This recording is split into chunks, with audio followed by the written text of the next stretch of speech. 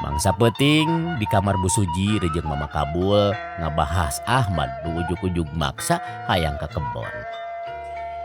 Aya naonnya amanah, Jang Ahmad teh bat ujug-ujug maksa hayang ke kebon. Taros Bu Haji. Duka teuing, tapi sigana mah aya kakaitana sareng wanuja nu sok balanya ke warung. Tembal Mama Suji. Antosan we. Gege, mencenghul sorangan pami ayana naon mah. Pokna deui. Bu Suji masih keneh rungah-ringah. Panasaran, sabenerna aya naon nu kaalaman ku Ahmad. Ngan ku Mama Suji digebah. Tos lah, urang kula merayu. Kapan isukan gerak kebon atuh? Pok Mama Kabul bari ngagoler. Isukanana Ahmad jeung Mama Kabul init ka kebon. Ibu Suji nunungguan warung. Ngomongna rada nyeritur.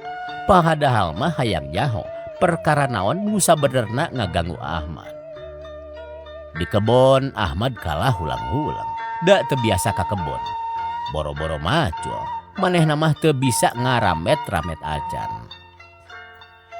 Tungtungna ku Mama Kabul di papatahan. Tapi sababaraha kali manehna beberapa ketekan dak puguh Ahmad karek harita nyepeng gagang pacul. Mang sarengse maranehna dari yuk di sisi kebon. Panon Ahmad nyawang ka kebon anu ngeplak. Ngalamun mikiran anu jauh di tinu panon. Tapi masih raketna hatena.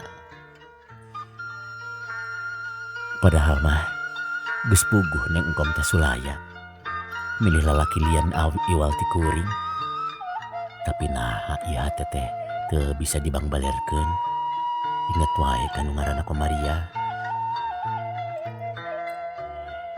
Gerentes Ahmad na jero hatena.